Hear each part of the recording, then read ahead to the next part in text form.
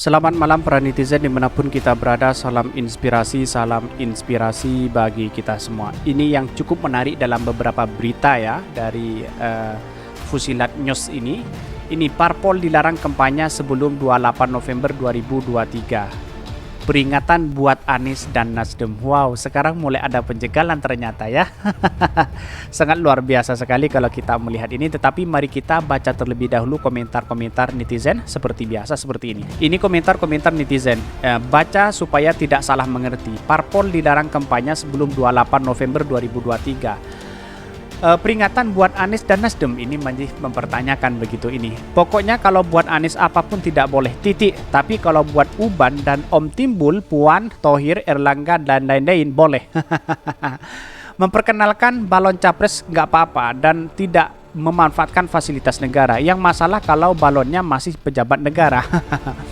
Parpol kampanye dilarang tak mengapa lah. Kalau mau kampanye presiden masa dilarang lah, uang durung ditetapkan jadi capres bebas-bebas aja, emang ada aturannya. Ini herodang kelompoknya karena rakyat tak berminat, rakyat wajib wasiat. Ini banyak sekali yang mentweet begitu kan. Ini silaturahmi kunjungan persaudaraan ya, bukan kampanye. Ini TV ini. Yo ndak lah, kan pendaftaran calon aja belum, mana bisa kasih peringatan. Kalau udah terdaftar resmi sebagai calon baru bisa buat peringatan atau tidak. Kalau gerombolan cebong mana ngerti ini ya. Artinya Anies boleh berkampanye kan ya ini. Tapi kalau tidak boleh bawa bendera atau identitas parpol masih bolehlah ini. Yang disebut kampanye itu apa? Harus dijelaskan dulu karena tidak semua perkumpulan massa adalah kampanye. Apakah tawuran anak-anak sekolah di mana salah satu anak tersebut ada yang memakai kaos capres dapat dikatakan sebagai kampanye? Jelaskan dulu apa arti kampanye.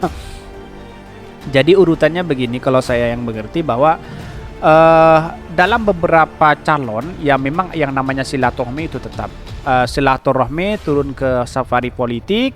Setelah safari politik ada yang namanya kampanye politik. Setelah kampanye politik baru ada yang namanya calon. Inilah yang kemudian KPU Bawaslu harus tahu itu runtutan ini begitu kan. Jangan asal ngomong begitu kan. Ini Perindo udah ada iklannya di TV, kok nggak diusik? Ini banyak sekali yang men-tweet mereka dan mengkritik mereka. Tetapi mari kita baca terlebih dahulu beritanya seperti ini. Ini beritanya, parpol dilarang kampanye sebelum 28 November 2003. Peringatan buat Anies dan Nasdem. Ini masih mempertanyakan begitu kan.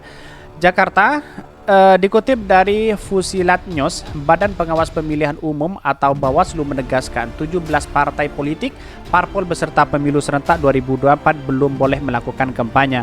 Anggota Bawaslu Puadi mengatakan kampanye hanya boleh dilakukan pada masa kampanye. Masa itu akan berlangsung pada 28 November 2023 hingga 10 Februari 2024. Tetapi kalau kita melihat situasi hari ini, Anies Baswedan bukan kampanye tetapi silaturahmi begitu kan. Silaturahmi ya tidak menjadi masalah kepada siapapun, tapi karena Anies Baswedan disambut banyak, akhirnya dianggap sebagai kampanye begitu kan.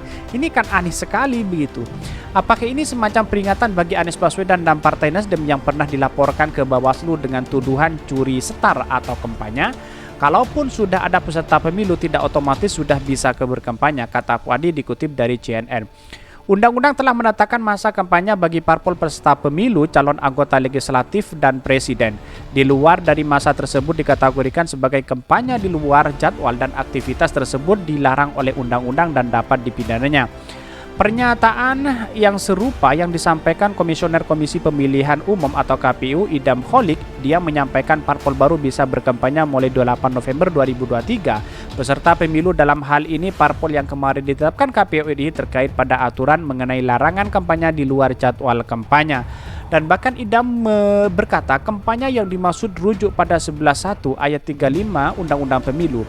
Pasal itu menyebutkan kegiatan tersebut kampanye jika peserta pemilu menawarkan visi, misi, program atau citra diri untuk meyakinkan pemilih. Kami meyakinkan parpol yang telah ditetapkan sebagai peserta pemilu dapat mematuhi aturan ini. Kan sudah jelas begitu kan. Pasalnya itu adalah yang berkaitan dengan yang disebut kampanye di sini adalah menawarkan visi, misi, program atau citra diri. Sedangkan Anies hanya spari politik, datang ke sana disambut begitu kan. Karena ya memang karena Anies Baswedan disambut di mana-mana, akhirnya dianggap sebagai dianggap sebagai kampanye begitu kan, karena saking paniknya hari ini begitu. Ini kan sudah jelas begitu. Idam berkata kampanye yang dimasukkan adalah pasal 135 menyebutkan kegiatan disebut kampanye jika peserta pemilu menawarkan visi misi. Anies Baswedan tidak pernah menawarkan visi misi, program dan sebagainya begitu. Anies Baswedan hanya hadir di situ begitu. Dan bahkan KPU menetapkan 17 partai politik peserta pemilu serentak 2024. KPU telah mengundi nomor urut bagi parpol tersebut. Banyak sekali di sini begitu kan. Berikut daftarnya. Pertama adalah PKB, 2 Gerindra, ketiga PDIP, ada Golkar, ada Nasdem, ada 6 ada Partai Buruh, yang ketujuh adalah Partai Gelora. Ini yang baru ya, ada yang baru. Juga ada PKS, ada PKN, juga Hanora juga lolos, Garuda, PAN, PBB, dan Demokrat. Partai Demokrat umur urut 14 lah.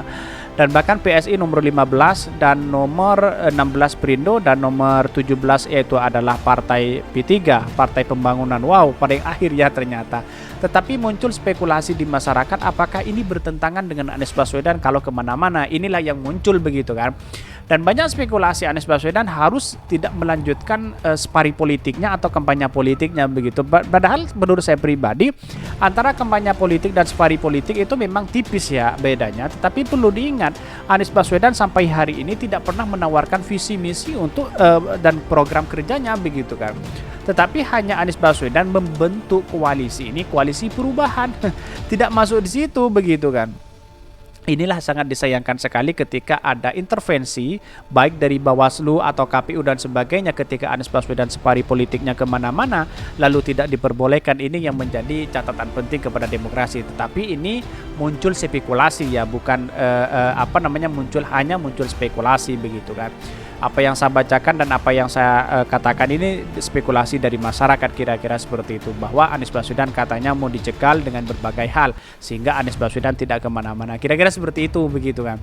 Jadi kesimpulan saya hanya satu, bahwa selama Anies Baswedan tidak berkampanye, selama Anies Baswedan tidak menawarkan visi misi dan program, maka Anies Baswedan kemana-mana boleh, silaturahmi dengan siapapun boleh, kepada kiai, tokoh politik, suat, minta doa restu itu boleh begitu kan.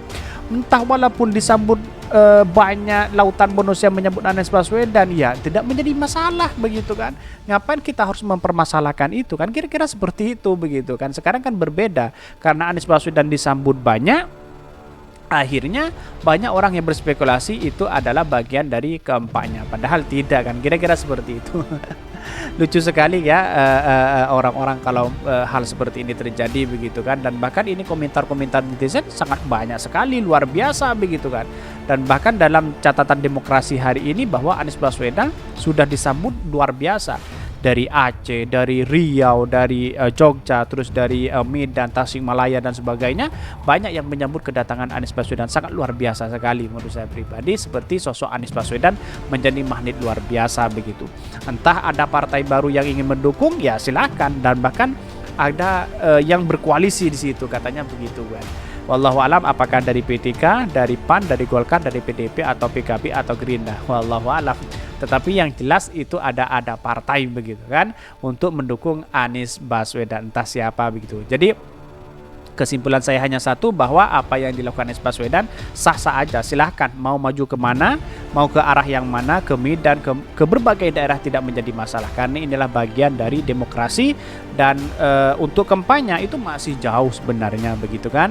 Kalau curi setar dari kampanye ya orang-orang hanya berspekulasi itu. Yang disayangkan sekali ketika ada calon presiden digadang-gadang menjadi calon presiden, tetapi ada kaitannya dengan negara misalnya, kemudian menggunakan APBD negara, spari politiknya menggunakan uang negara, ini yang tidak boleh dan malu sendirilah, kira-kira seperti itu begitu. Anies Baswedan hari ini bebas dari segalanya begitu, bebas dari berkaitan dengan pemerintah juga bebas begitu kan. Terserah Anies Baswedan dong mau kemana, kira-kira seperti itu begitu kan. Jadi mungkin itu yang kami sampaikan. Tonton terus channel Khodari Podcast Rakyat ini karena ada berita-berita menarik dan viral setiap harinya. Salam para netizen, salam inspirasi bagi kita semua. Jangan lupa di subscribe channel YouTube Khodari Podcast Rakyat ini.